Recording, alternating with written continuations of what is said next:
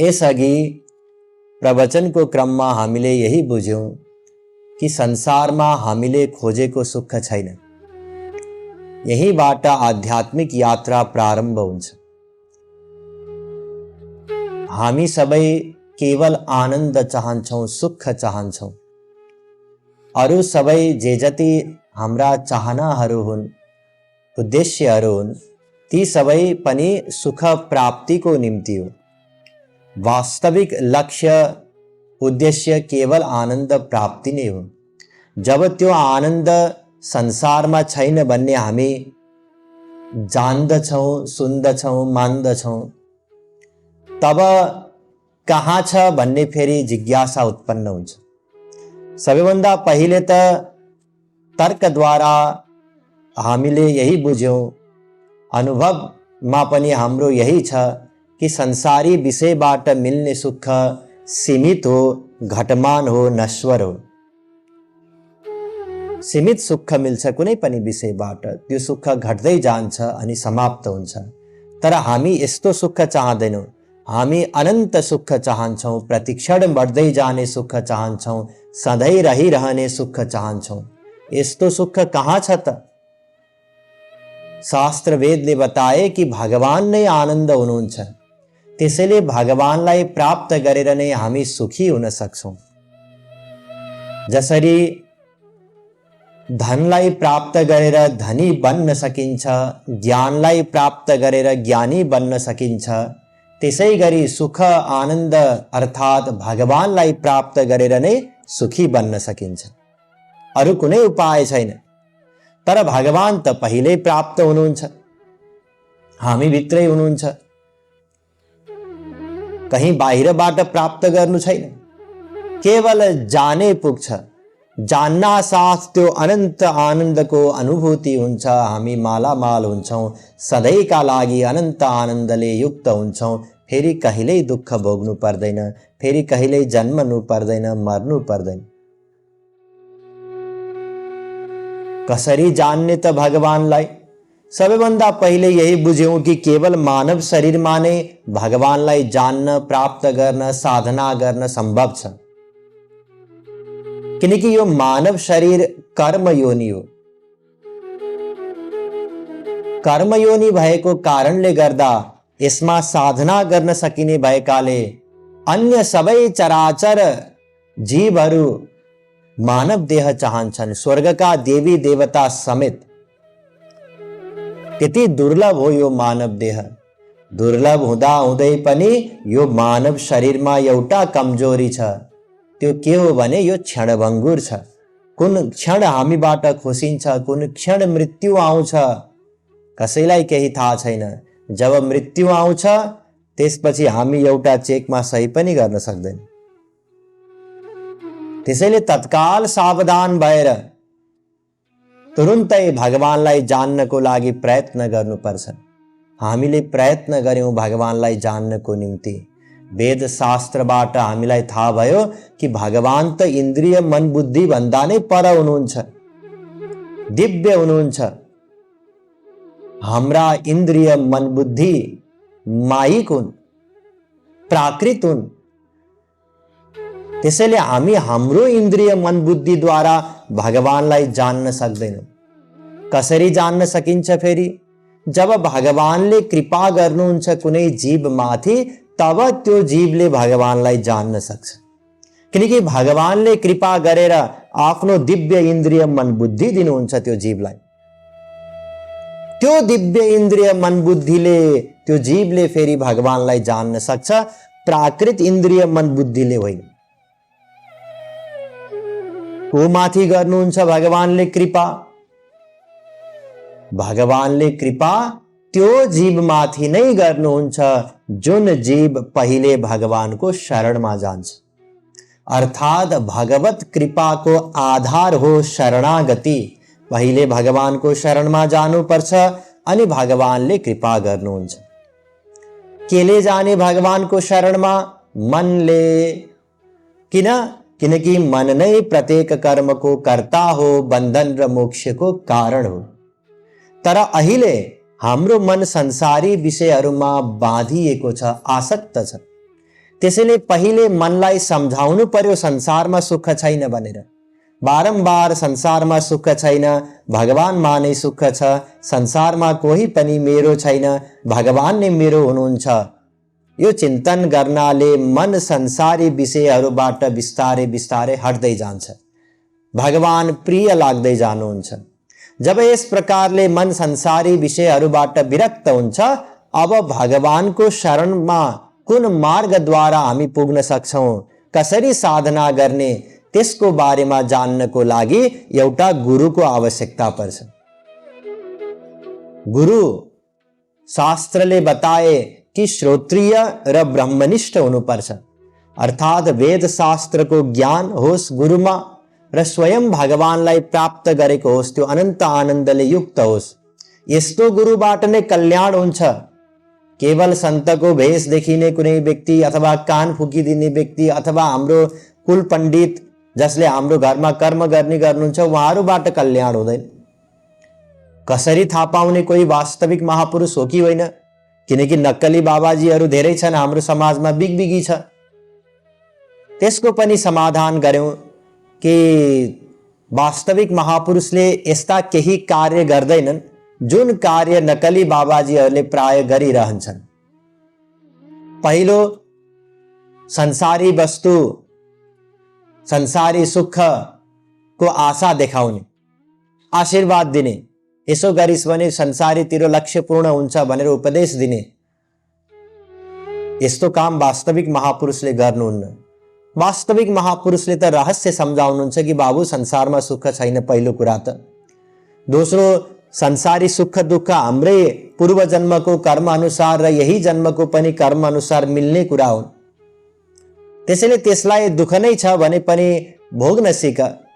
मुख्यतः त्यो सुख दुःख होइन, एक दिन त मरिहालिन्छ, मरिसकेपछि एउटा अरबपतिको स्थिति पनि त्यही हो, गरिबको स्थिति पनि त्यही हो, सबैलाई चाहे गाडिन्छ चाहे जलाइन्छ, त्यसपछि त्यसको नाममा त एक पैसा पनि रहँदैन, अरबपति नै भए पनि। त्यसैले सब एकनाश हो मरिसकेपछि। अहिले बाँचिन्जेल साधना गर, भगवानलाई प्राप्त गर्ने कोसिस गर। यो जुन दुःखले गर्दा अहिले चिन्तित छौ, सधैँको लागि यो दुःखबाट कसरी छुटकारा मिल्छ त्यसको साधना गर, यो सम्झाउनुहुन्छ वास्तविक गुरुले। संसार दिने कुरा त गर्नुहुन्न। त्यसै गरी वास्तविक गुरुले चमत्कार पनि देखाउनुहुन्न, तर नकली बाबाजीले चमत्कार देखाउन सक्छन्, कुनै जादु हातको सफाई प्रदर्शन गर्न सक्छन्, अथवा कुनै विशेष साधना गरेर एकाध सिद्धि आर्जन गरेका रहेछन् भने त्यही सिद्धिद्वारा अरूको मनको कुरा थाहा पाउने इत्यादि पनि गर्न सक्छन्। त्यसै गरी वास्तविक महापुरुषले प्रारम्भमा नै दीक्षा दिने, कान फुक्ने इत्यादि गर्दैनन्, मन्त्र दिने कार्य गर्दैनन्, तर नकली बाबाजीहरूले त्यो गरेको पाइन्छ। अस्तु, यी उपायद्वारा हामी नकली बाबाजीलाई चिन्न सक्छौं र अधिकांश हामीलाई जो लाग्छ यी महापुरुष होलान् भन्ने, ती सबै यसबाट हामी चिनेर उनीहरूलाई छाट्न सक्छौं। जो बचे एकाध दुई चार जना, उनीहरूको सत्संग गर्नाले, सत्संगमा जानाले केही बेर श्रद्धापूर्वक भएर, अब यदि हाम्रो संसारी विषय प्रतिको आसक्ति कम हुँदै गइरहेको छ, भगवान प्रिय लाग्दै गर्नु भएको छ भने अब हामी बुझ्न सक्छौं कि उहाँ वास्तविक महापुरुष हुनुहुन्छ। किनकि वास्तविक महापुरुषको संग गर्नाले नै संसारी विषय प्रतिको आसक्ति कम हुँदै जान्छ र भगवान प्रिय लाग्दै जानुहुन्छ। यस्तो वास्तविक महापुरुषलाई प्राप्त गर्नको निम्ति खोजेर सम्भव छैन, भगवानको कृपाद्वारा मिल्नुहुन्छ गुरु। त्यसैले जब हामी भगवानसँग प्रार्थना गर्दछौं, रोएर पुकार गर्दछौं, तब भगवानले नै यस्तो संयोग बनाइदिनुहुन्छ कि कुनै वास्तविक महापुरुषसँग भेटाइदिनुहुन्छ। अनि श्रद्धापूर्वक मन बुद्धिको समर्पण गर्दै गुरुको समीपमा रहेर उहाँको तन मन धनले सेवा गर्नु छ। अनि गुरुले अब प्रसन्न भएर भगवानको शरणमा कसरी जान सकिन्छ त्यो मार्गको उपदेश हामीलाई दिनुहुन्छ। र यसअघि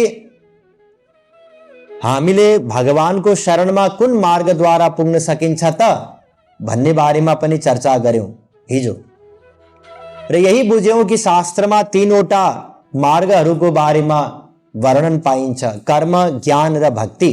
अन्य सबै मार्गहरू यी तीनवटा अन्तर्गत नै पर्दछन्। कर्म भन्नाले वेदले चारवटा वर्ण अनि चारवटा आश्रमका व्यक्तिहरूलाई मनुष्यहरूलाई जे गर्नु जे नगर्नु भनेर बताएको छ ती सबैलाई एक मुष्टमा कर्म अथवा कर्म धर्म भनिन्छ। जसको ठीक ठीक पालना कसैले गर्न सक्यो भने स्वर्गसम्म मिल्न सक्छ। अब कलियुगमा पहिलो कुरा त कर्म धर्मको पालना नै सम्भव छैन, किनकि कर्म धर्मको पालना गर्नको लागि 6वटा कडा कडा नियमहरू छन्, जसको पालना लगभग असम्भव जस्तै हो कलियुगमा। र कसैले गर्यो रे भने पनि मिल्ने त केवल स्वर्ग हो, र स्वर्गमा पनि हामीले खोजेको सुख छैन, त्यहाँको सुख पनि सीमित हो, घटमान हो, नश्वर हो। त्यसैले स्वर्ग जानको निम्ति जसले कर्म धर्म गर्दछन् मानव शरीर पाएको बेलामा उनीहरूको निम्ति वेदले हिजो बताए कि ती घोर मूर्ख हुन् जो स्वर्ग जानको निम्ति कर्म धर्मको पालना गर्छन्। कर्मको रहस्यको बारेमा अझ गहिराईका साथ हामीले बुझ्नको निम्ति कर्म विकर्म कर्मयोग र कर्म सन्यासको बारेमा पनि हिजो चर्चा गर्यौं।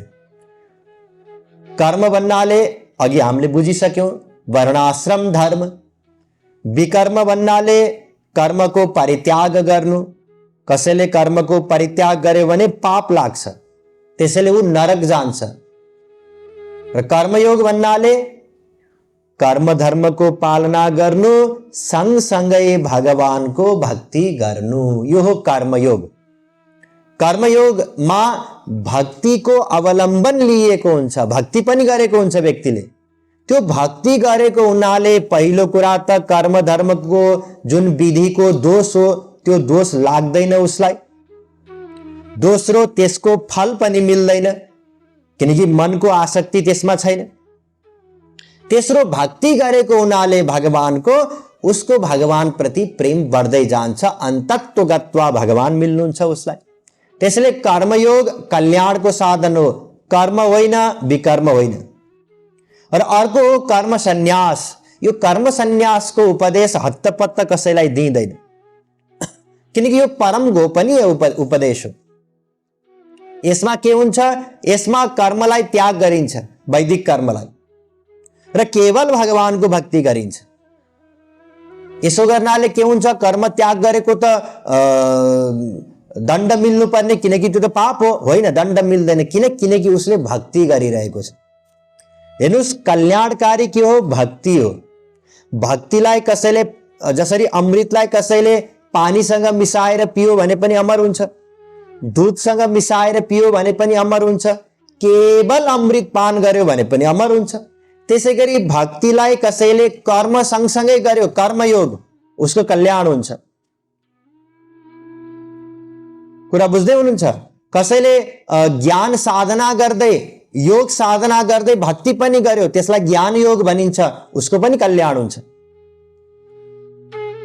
गीतामा अनेक योगहरूको वर्णन छ र प्रत्येक योगमा भक्ति जोडिएको छ, सांख्य योग, बुद्धि योग इत्यादि। योगको अभिप्राय हो भक्ति, सँगसँगै भक्ति गर्यो, सँगसँगै भक्ति गर्यो, सँगसँगै भक्ति गर्यो, अरू जे गरे तापनि उसको कल्याण हुन्छ। त्यसैले कर्म सन्यासीले भक्ति गरेको हुनाले उसको के हुन्छ, कल्याण हुन्छ। यो रहस्य हामीले हिजो बुझ्यौं। र अर्को मार्ग थियो ज्ञान मार्ग। भगवान श्री कृष्णका 3वटा स्वरूप हुन्छन्, एउटाको नाम हो ब्रह्म, एउटाको नाम हो परमात्मा र एउटाको नाम हो भगवान। ब्रह्म भन्नाले निर्गुण निर्विशेष निराकार, जसको कुनै नाम पनि छैन, रूप पनि छैन, गुण पनि प्रकट भएका हुँदैनन्, लीला पनि छैनन्, परिकर पनि छैनन्, प्रकाश पनि होइन, यो ब्रह्म पनि त्यसको नाम होइन। त्यस्तो एउटा तत्त्व सत्ता मात्र, त्यसलाई भनिन्छ ब्रह्म, जसले केही गर्दैन, अकर्ता हो। केही गर्दैन भन्नाले पुकार सुन्दैन, कृपा पनि गर्दैन, हे ब्रह्म भनेर कसैले चिच्याइरहोस् उसले सुन्दैन। र अर्को स्वरूप हो परमात्माको स्वरूप, जुन सगुण सविशेष साकार स्वरूप हो, अनंत नाम रूप गुण इत्यादि छन्, तर लीला र परिकरहरू हुँदैन अनि परमात्माले के गर्नुहुन्छ न्याय गर्नुहुन्छ। एउटा गयो परमात्माको शरणमा, प्रभु अब शरणमा आइस ठीक छ, तर तेरा अनन्त पापहरू छन् अनन्त जन्मका, पहिले त्यसलाई त भोग्नु पर्यो नि।